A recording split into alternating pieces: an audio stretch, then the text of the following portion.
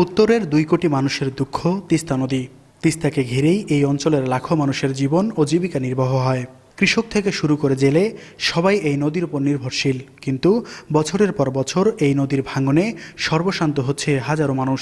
River and পিপলের গবেষণা বলছে, প্রতি বছর তিস্তার ভাঙন ও প্লাবনে ক্ষতি ছাড়িয়ে যায় 1 লাখ কোটি টাকা। তাই ক্ষতি এড়াতে তিস্তা নদী শাসন আর মহাপরিকল্পনা বাস্তবায়নের দাবি দীর্ঘদিনের। স্থানীয়দের মতে, মহাপরিকল্পনা বাস্তবায়ন হলে বদলে যাবে এই অঞ্চলের কৃষি, অর্থনীতি ও মানুষের জীবনমান।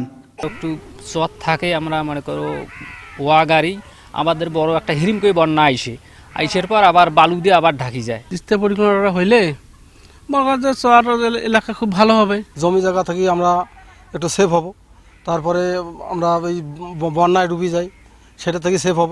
সব দ্বিধা কাটিয়ে অবশেষে আলোর মুখ দেখছে তিস্তা মহাপরিকল্পনা। বাংলাদেশ ও চীন সরকারের যৌথ উদ্যোগে 10 বছর মেয়াদে 12,000 কোটি টাকার এই প্রকল্পের কাজ শুরু হবে 2026 সালের জানুয়ারিতে। প্রথম 5 বছর গুরুত্ব পাবে সেচ, ভাঙন রোধ ও স্থায়ী বাঁধ নির্মাণ। নদী গবেষকদের আশা, তিস্তা পাড়ের কৃষি ও জীববৈচিত্র্য রক্ষায় বিজ্ঞানসম্মতভাবে মহাপরিকল্পনার বাস্তবায়ন করা হবে।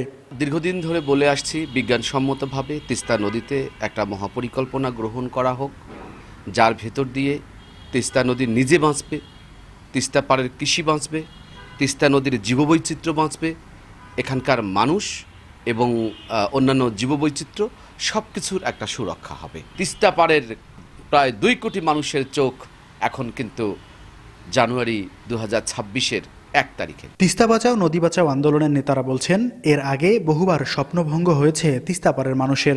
তাই প্রয়োজনে প্রাথমিক কাজ নিজস্ব অর্থায়নে শুরু করার দাবি তাদের। এই অঞ্চলের মানুষের যে প্রতীক্ষা অবসান ঘটাবে, এই একটিমাত্র প্রকল্প বাস্তবায়ন হলে এই অঞ্চলটা, উত্তর অঞ্চলটা উন্নয়নের নতুন ধারার সঙ্গে যাত্রা শুরু করবে।